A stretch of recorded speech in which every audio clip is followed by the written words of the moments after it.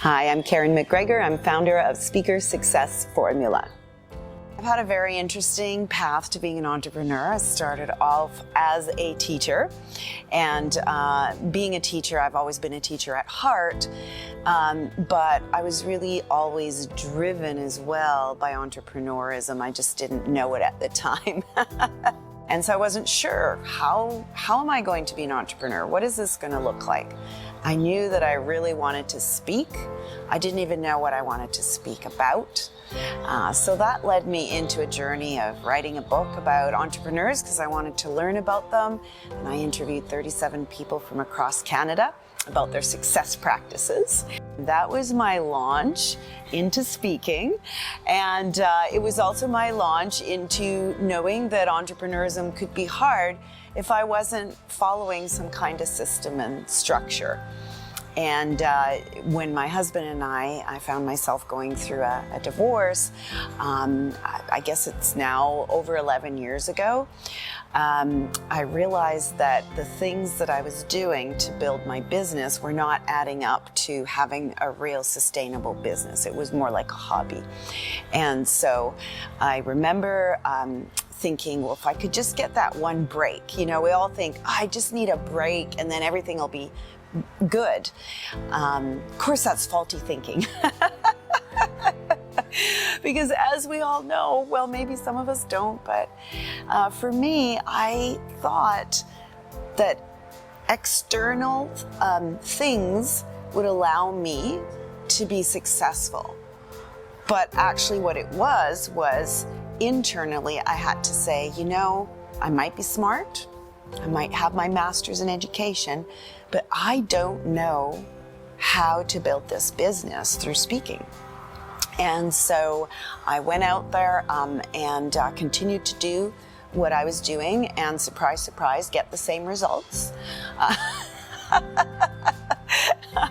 Until one day, I had this amazing opportunity to be one of 2 local speakers at a huge event in Vancouver, 3,000 people. And I thought, wow, if I could just be a really great speaker and keep up with everyone else, then, my business is going to take off. And I was relying on that one event to do that.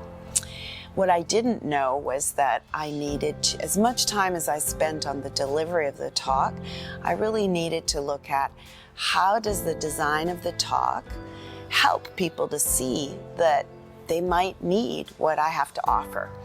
And so I had no clue how to do that, no clue how to speak to people in that regard. And so they lost out because they didn't think they needed what I had to offer. And of course, I lost out as a single mom from an opportunity of a lifetime, and went home crying, and realized at that moment that I was either going to have to go back and get a job, which was one option, which would have killed me. Quite literally, I just had no energy even thinking about going back to a real job. Or do this thing called entrepreneurism right. And that's why I always recommend that people, when you have even one small thing that's not going right in your business, you've got to learn from someone who's doing it at a very high level. And so that's what I did. I found out from 5 different people how they were packaging and positioning their talks, their offers, their programs, and I really started to study it. And of course, being intuitive, the biggest thing for me was, I need this to feel good, integral. I need it to feel good to my audience. It has to come from the heart. It has to be non-salesy, and it has to work. When I went through my divorce and, the lawyers telling me to go back and get a real job, they were just trying to protect me and keep my kids safe financially.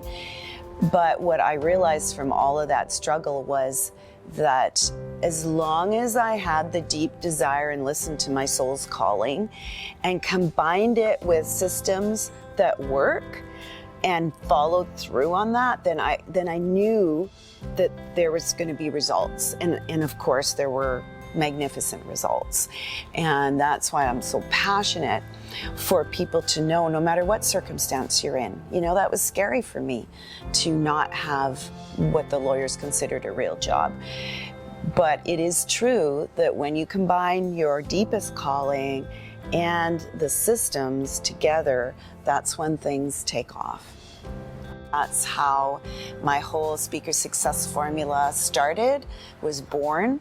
And now I really have this deep purpose to be able to help people to not only craft a message that's inspiring to other people and that they feel called to give, but also that actually gets the results.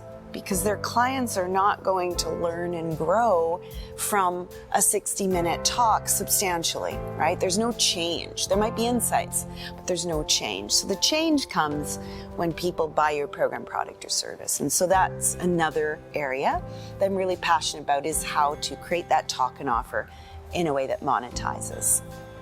So I think for our children, I have two. I have a younger son, Mitchell, who's 18, and older son, Matthew, who's 21. And the 21-year-old has his own business. He's doing super well. Everybody loves him. He gives great value. And I think the reason for it was that he did two things really well. So one is, he didn't listen to what his teachers and everyone else was telling him, which was similar to me with the lawyers.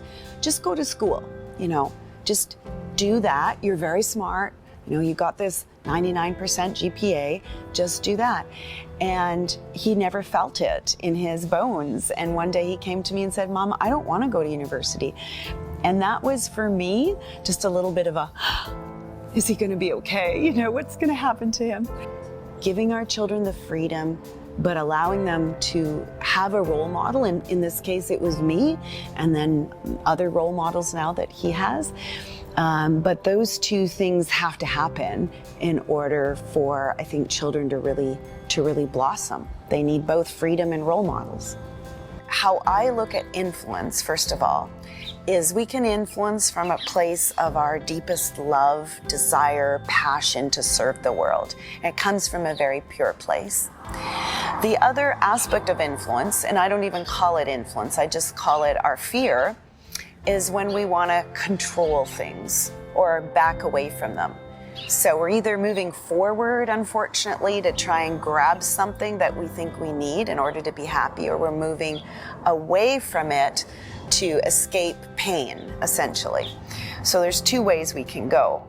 The way of the Tao of Influence, of course, is to stay here in the middle rather than to reach forward or go back, And so for me, I would have to say the biggest part of learning what true influence is that people come to me and they say, Karen, I'll never forget how you really saw who I was, how you really took a deeper look into me.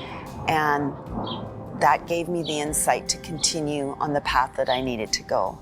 People don't feel seen, heard, and appreciated.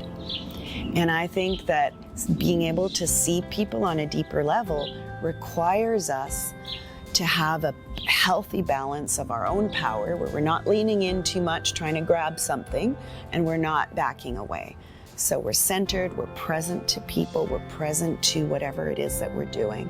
I think this is absolutely vital in order to influence in the long run. Because we all know politicians right now, I won't name them, but people who are influencing through fear. And to me, that's not real influence, because it will never last. That kind of thing never lasts. So it's the love-based influence that, if you think of the great leaders, anyone who's changed the world for the better for a long period of time, you'll see that they influence from the power of love.